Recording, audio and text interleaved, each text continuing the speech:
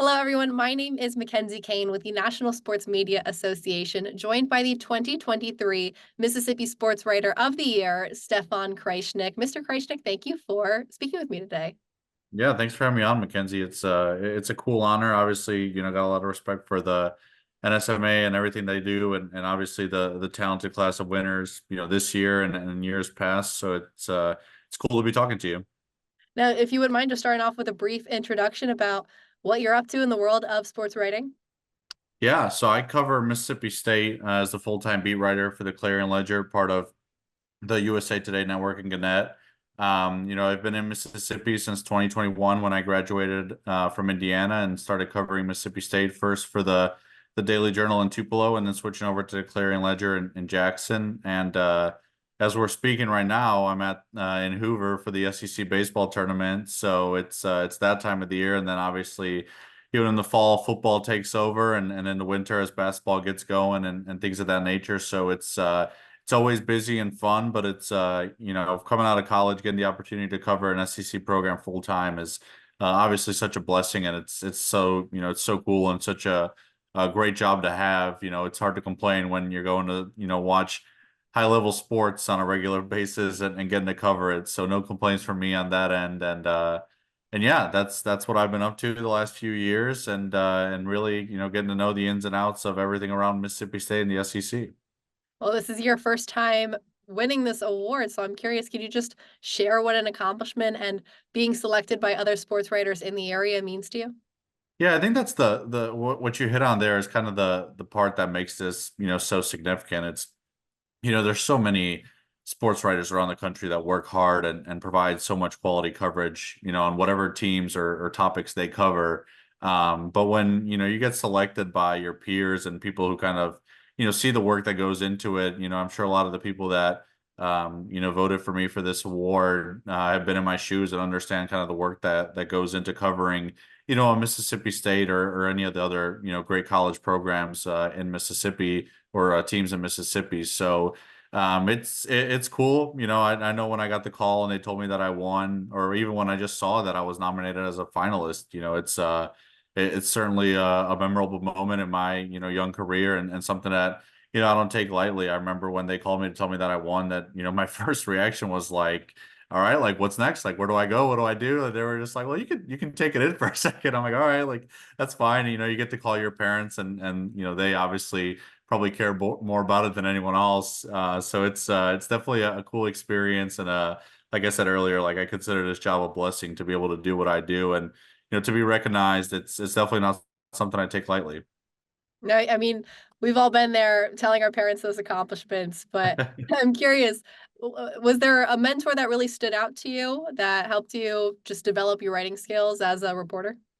Yeah, probably a couple that come to mind immediately. The first is Zach Osterman. He works in Bloomington. He works for the Indianapolis Star in Indianapolis, covering Indiana full time. And as a student, I spent a couple of years working for the student paper, and then I got to spend a couple of years working kind of as an intern for the Indy Star. Helping cover Indiana and working directly under Zach, who is the full time beat writer for the Hoosiers. And the way he's gone about covering IU throughout the time that he's been there is really just amazing. And I think so many fans and people that care about Indiana sports, especially Indiana basketball, know that he's the go-to guy when it comes to all things Indiana. And getting the opportunity to work alongside him, but also learn from him. Probably it's definitely molded me into, being someone who felt comfortable stepping into a full-time beat, right out of college. I mean, it's hard, right, to understand going from, being in the classroom every day to suddenly, everything you do throughout every day is centered around, Mississippi State athletics in my case, and in Zach's case, it's Indiana athletics. So getting to learn under him, I say it all the time, like nothing prepares you more than the experience, right? Like as great as degrees and classes and things like that are, nothing prepares you quite like doing it. And I think getting to do this job, right alongside Zach is something that prepared me pretty quickly to be able to do what I'm doing. And another one, also goes back to my time at Indiana is Zach Kiefer, who writes for The Athletic. He was an adjunct professor for the media school there, who taught a sports writing class, and I had him my junior year, I think it was, for sports writing class, and then my senior year in an advanced sports writing class.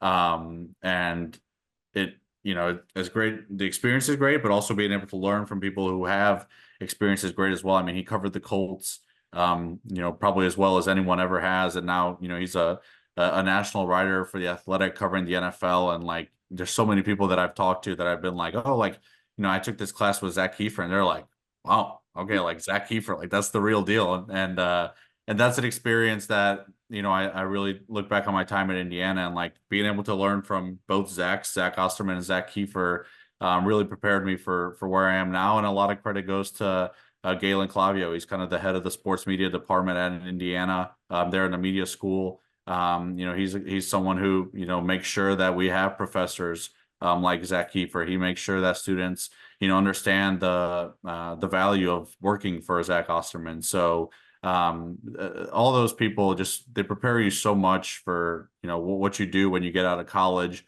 especially in my case. And there's probably, so many people that I could name that have helped me, kind of get to this point in my, young career. But those names are kind of the first that come to mind of, I really can't imagine doing what I do today if it wasn't for them.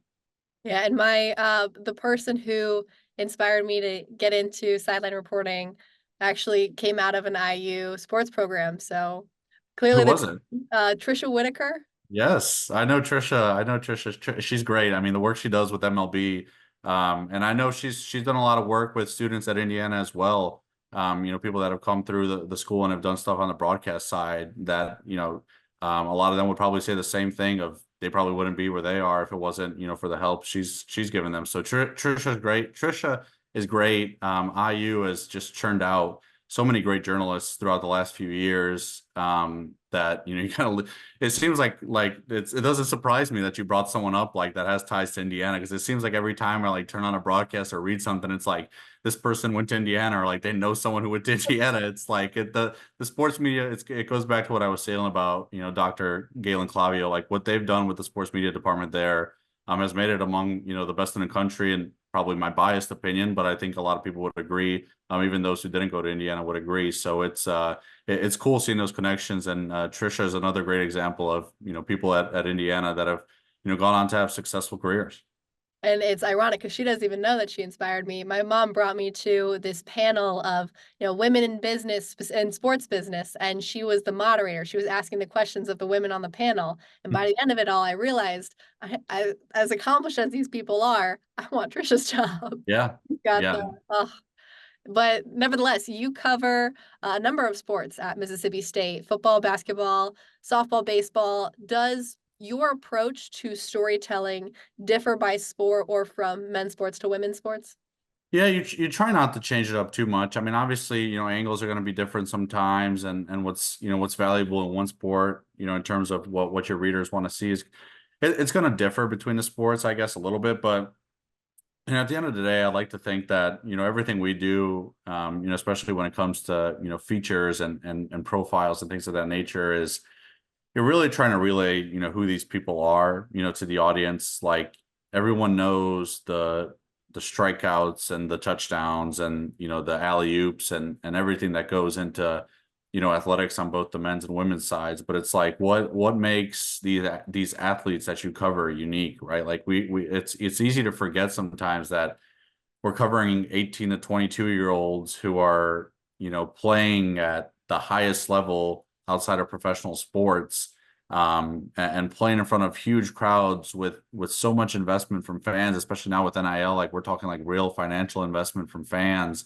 And the expectations have never been higher than they have before. I mean, it seems like every fan base thinks their team should win a national title in every sport. So like that's just where it's got to today. And like you forget that, who these athletes are sometimes as people. And I think that's kind of the goal, regardless of the sport you're covering, is to find out who they are and share their story, right? And what they've overcome to get to their point. And, I've been so fortunate at Mississippi State that so many athletes and coaches have been open to sharing their stories and trusting me to tell those stories, which I think is another thing that is a direct reflection of A lot of these NSMA winners, this past year and in the years past of, our names, get recognized and it's on social media and you get the awards and stuff like that. And it's an honor, but a lot of that is a reflection of the people we cover, right? Like the athletic directors and the coaches at Mississippi State and the athletes at Mississippi State that have taken time to do interviews, right? Like you forget as a journalist, like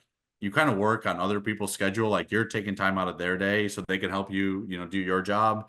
And that's not something I take for granted. So it's like the awards and stuff like that, they don't come without, athletes and coaches and athletic directors wanting to share their stories. And I think it's just the root of what we do, right? Is wanting to share with audiences and share with, people around the country and around the world who these people are. And I think when you look at that, at the core of what you do, it really makes, whatever the sport is, you kind of have a central idea that you kind of stick with, and it makes it all, seem a little bit more uniform than you would maybe think. Yeah, I mean, even on that topic of coaches and writing strategy, naturally, our hearts mourn for the passing of Mike Leach back in December of 22. But I'm curious, what's your approach to covering a story like that and how it affects a team? Yeah, I mean, it's difficult, right? Because, I'm also someone who, had covered Coach Leach for a couple of years and the impact that he has on so many, not just players and coaches at Mississippi State, but around the country. And that's maybe, what was so interesting when you open social media, after the news came out of him getting hospitalized and then, a couple of days later the news of his passing and how hard that was for so many people. You also open social media and you just saw this outpouring of these like hilarious stories of like people and their experiences with Coach Leach. And you realize, as a reporter trying to cover that tragedy is the stories are there for you, right? Like Coach Leach left all these stories behind to be told from his experiences in his life. I mean, you had Matthew McConaughey like tweeting about Mike Leach. You had every coach in America seemed like, was tweeting about Leach. You had former presidents posting about Leach. Like everyone knew who he was and was impacted by him, in some way. And that's how you go about, telling the stories of, a guy like him is like, um, he's going to be remembered for being a great football coach, but also for being an amazing figure in the sport and beyond, just because of his personality. And I think that was probably the silver lining in covering something like that is like I got to talk to a lot of his friends and former assistants on his staffs and former players and things like that, and just to be able to learn the impact that he changed a lot of lives, right? Like you see him as a football coach, you see him as someone who has those funny press conference moments, but like there's a lot of coaches and athletes and people who maybe played college athletics and went on to just get a degree and maybe not play professional football, but like their lives would not be where they are without Mike Leach, guiding them in some way. And I think that's an important part of when you're covering things like that is like you have to find the people who he impacted in a way, bigger than Michael Crabtree catching a touchdown to upset number one Texas, right? Like there's more to it than the X's and O's, even though, his air raid offense was as well renowned as any, scheme or whatever you want to call it in college football history. But when you uncover those stories and you learn who these people are, even in some of those, sad moments, it really, brings out why so many people, rallied around a person like that and always cheered for him throughout his career. Now, I mean, your talents are in the writing field, but during my research, I saw that you've been involved with, a number of podcasts and video interviews. So I'm curious, what media skills have you developed during those features? And I guess how has IU's journalism department prepared you for that too? Oh yeah, it's just I mean the media landscape is changing so much, and social media is at the root of a lot of that, and the way we, take in content is changing so much. I mean, think about not talking about you specifically, but kind of like like a normal person. How do you take in media content? I mean, so much of it is TikTok, Instagram, Twitter. It's videos and photos and multimedia. Like you have to be versatile in what you do now, or otherwise you're not going to make it in the industry. And that's kind of the fact of the matter at this point. And, whether it be, like you said, podcasts or video interviews or whatnot, like you got to be able to do everything. Another, I feel like I'm just, hyping up IU this whole interview, but I got no shame in doing that for their sports media department. But, another person that's come out of IU that's been really successful is Courtney Cronin, who covers the Bears, and does, so much for ESPN, and you'll see her on First Take and Around the Horn. And she's just amazing. And, her career, in the early part, she also, worked in Mississippi, and that was kind of a cool connection for me to make, is this IU grad who went on to be so successful, kind of went through Mississippi as well, and really built her career in a state that, she really respects and I really respect. And both of us have, cherished the time that we've had, covering sports in Mississippi. And, I'll scroll through Twitter, and I grew up in the Chicago area, so obviously I follow the Bears very closely. So it's really cool to have, not to say I pick favorites, but she's my favorite beat reporter because I know her, and she covers the team that I like. So it's cool to, you open Twitter and you scroll through her feed, and it's like, okay, here's an article on, the Bears quarterback situation. Here's also, 60-second clip of a video she did, live on air for ESPN to talk about that article that she wrote. And here's, she went on ESPN radio when she's talking about it. And here's a podcast that she did talking about it. And like, here's video from a practice that she took. Like, you see how much it takes, to be able to, get your readers' interest. And I know, as, someone who takes in her content, I love seeing those videos and the photos and the articles and things like that. So it's like, you put yourself in the shoe of the reader and you see what you like to take in terms of content, and you kind of turn it around and say, okay, like, I want to do something like that for my readers. So you got to be able to do a lot in terms of multimedia today. But there's so many great examples, like people like Courtney Cronin, where, you can point to it and say, like, she does it the right way. And she's also an example of why it's so important to understand, the various levels that go into, being a sports reporter in 2024 and the years moving forward. Now, I gotta ask, what was your favorite game so far to cover Mississippi State this year? Oh man. I know it's hard to narrow it down. So I know my favorite game to cover ever was probably the Egg Bowl in 2022, and obviously we didn't know at the time that would be the last game that, Mike Leach coached, but it was a crazy game, and the Egg Bowl is just it's so crazy all the time.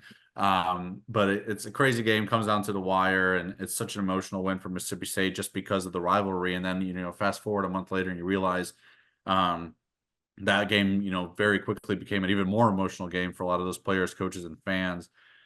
But in the past year, and there's been a lot of good ones, Mississippi State basketball, beating Tennessee in the SEC tournament was very fun.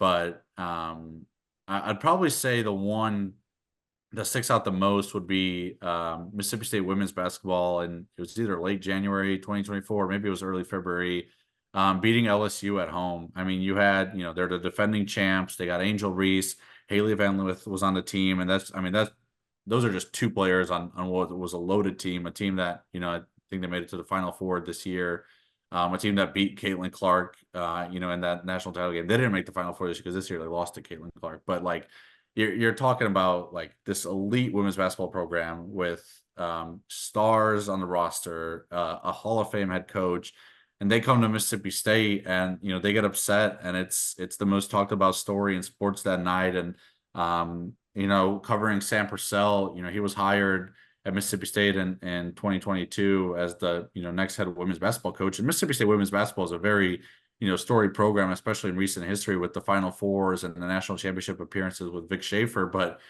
Coach Purcell comes in and he's trying to kind of rejuvenate that program after a tough couple of years. And you could see the momentum starting to grow. Like, they make the NCAA tournament his first year. They had success, early in SEC play his second year. And it's like, they're just waiting for kind of that signature moment to come. And it came that day, on a nationally televised broadcast in front of a packed crowd at Humphrey Coliseum, a sold out crowd. And it's like, there's a lot of people, a lot of fans, reporters, coaches, whatever you want to talk about, that, if you ask them 10 years ago what their, favorite game is, they're probably not mentioning, women's basketball or women's athletics. And it's just so cool to see how women's sports have grown. And I think that was an example of like you come to Humphrey Coliseum and it's packed and everyone's watching on TV. I mean, I had friends texting me being like, "Oh my God, is Mississippi State going to do this? Is Mississippi State going to do this?" Like everyone wants to see the reigning champ get upset. That's what, that's what makes college sports so special is when, the underdog pulls it off and everyone's texting you and the crowd's going crazy. I think they did a whiteout for that game. So the pictures from the game are amazing and Mississippi State, pulls off the upset. And it was really kind of a defining moment, for Purcell in his second season and when he came to Mississippi State, he was a first-time head coach. He'd never been head coach before. So like it was just such a big moment for him and for that team on such a big stage that it's definitely an environment and in a game because it was a really good game too. I mean, it's not like it was, sometimes you just see a blowout and it's like that's an upset, but like, that team was kind of out of it from the start. It was just an off night. Like these teams were throwing punches back and forth, and you kept asking yourself, like, is Mississippi State going to be able to survive this gut punch? Like LSU is not going away; they're punching back, and Angel Reese is hitting big shots, and Mississippi State just kept battling back, and it was the talk of women's sports for about the next week or so of how amazing that game was in front of that environment on that stage. Well, I mean, Mr. Krajisnik, before I let you go, do you have any advice for aspiring writers and reporters like myself on how to stand out in the sports industry? Yeah, I think, the biggest thing is always, take the readers where they can't go, right? Like it's hard today just because every single game is televised with a million different cameras. So it's like you think you find an interesting angle. It's like, oh, ESPN has been talking about that on the broadcast for like 30 minutes now. Like they beat you to it. But when you get that credential, it's not about being at the game. It's about being places where people without that credential can't go. Take them behind the scenes of what you hear around the locker room or in the press conferences, places that we get to go that gives us that type of access with the credential. That's what the readers want, right? They want you to take them behind the scenes, build relationships with sources and with athletes and the people that are close around them, whether it be coaches or families, because it goes back to what I was saying earlier. Like you're trying to tell their stories as people, and who knows them better than their families and the coaches and the players that they're around all the time. So that's the biggest thing I would say is always seek that story behind the scenes and take the reader where they can't go. That's something my professors and mentors always taught me, and definitely something that I would pass along to younger journalists as well. Well, I mean, I just want to say thank you for taking the time to speak to me and congratulations on the accomplishment. Yeah, thank you so much. I appreciate you doing this. Oh, anytime. And I hope you have a great rest of your Friday and an even better weekend. Thank you. I appreciate that.